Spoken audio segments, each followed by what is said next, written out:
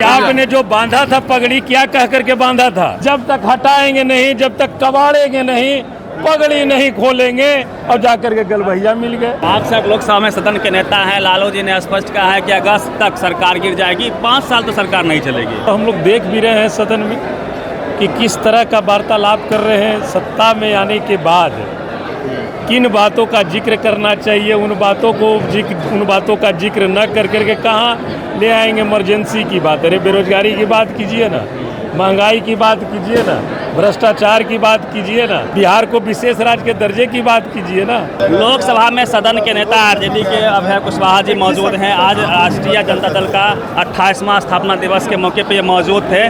Sir आज के दिन पे क्या कहेंगे?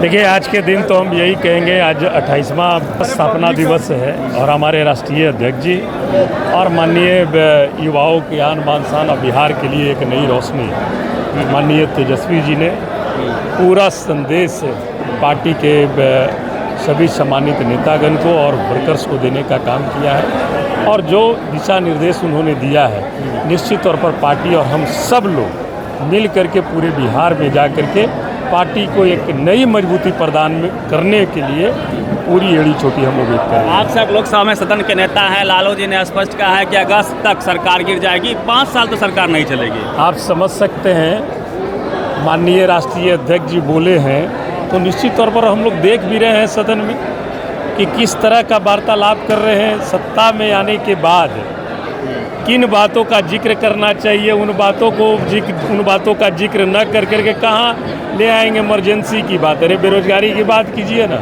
महंगाई की बात कीजिए ना, भ्रष्टाचार की बात कीजिए ना। कैसे आप अनेक राज्यों में सरकार को पैसे के बल पर सरकार इधर उधर करने का काम करते रहते हैं, उसकी बात कीजिए ना। बिहार को विशेष राज्य के दर्जे की बात कीजिए ना। जातीय जनगणना को 9वीं अनुसूची में कहाँ शामिल करें? देखिए, हम लोग इसकी लड़ाई लड़ेंगे माननीय तेजस्वी जी के नेतृत्व में। जो आरक्षण जो हुआ था, जातीय गणना हुई थी, उसके अनुरूप महागठबंधन की सरकार जब बनी थी तो गणना भी हुई और आरक्षण भी दिया गया। और उसको किस तरह से कौन लोग वो हैं जो हाई कोर्ट में रीड कर करके आरक्षण को रोकने का काम किया। हम लोग हमेशा कहते हैं आरक्षण विरोधी भाजपा सरकार। आप सर कुशवाहा समाज से आते हैं, बड़ी जिम्मेदारी है आप पे। कुशवाहा समाज से ही आते सम्राट चौधरी, उन्होंने पगड़ी भी खोल लिया है, तो क्या लगता है 25 में कुशवाहा समाज किधर जाएगा? अब ये तो देखिए, ये जो पगड़ी खोले हैं, ये पगड़ी खोलने वाले से जाके पूछिए कि वो बांधे किस लिए थे।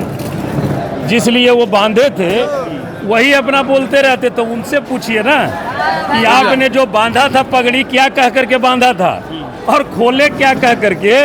ये हम समझते हैं कि ये सवाल आप लोगों को उनसे, पगड़ीधारी जो खोले हैं उनसे करना चाहिए, बेझिझक जाके करना चाहिए कि पगड़ी बांधते समय आपने क्या कहा था और आज क्यों खोल रहे हैं। बोले संकल्प पूरा हो गया, एनडीए की सरकार बन गई। क्या बोले थे? वो संकल्प बोला था। आप लोग भी देखिए, पीछे मत भागिए। क्या बोले थे? जब तक हटाएंगे नहीं, जब तक कबाड़ेंगे नहीं, पगड़ी नहीं खोलेंगे, और जाकर के गलबहिया मिल गए।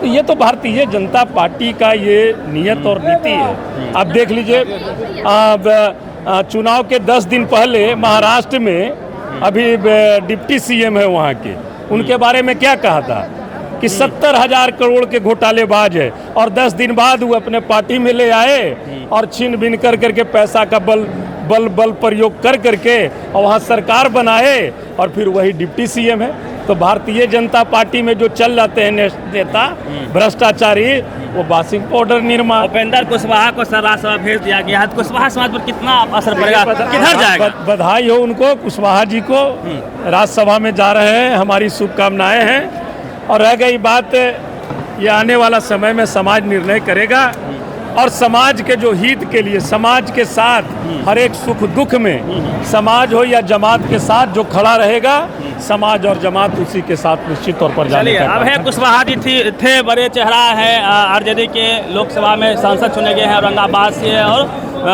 बड़े चेहरा हैं कुशवाहा समाज को लेकर, लगातार ये काम करते रहते हैं। तो हमने बातचीत करने का प्रयास किया, पूरी बातचीत पे प्रतिक्रिया दीजिए। रवि मेहता, पटना।